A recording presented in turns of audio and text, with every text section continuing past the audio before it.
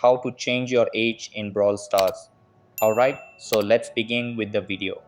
First, I want you to head inside the game, and then you will see the hamburger icon in the top right corner of the screen.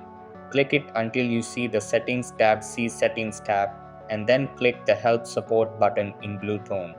After clicking this, it will open this article page or the support of Supercell or Brawl Stars. Now I want you to click the Account tab. As you can see in the Account tab, the change for your age is not currently available. So in order for us to change your age, we need to connect a support agent in real time. So click the blue bubble messenger that you can see in the top right corner of the screen and then click the leave a message. Here, you just need to discuss every single detail about the change of age in your account.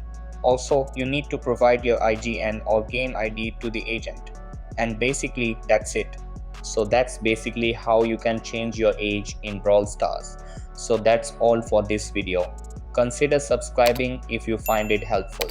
And I'll catch you in the next one. Thanks.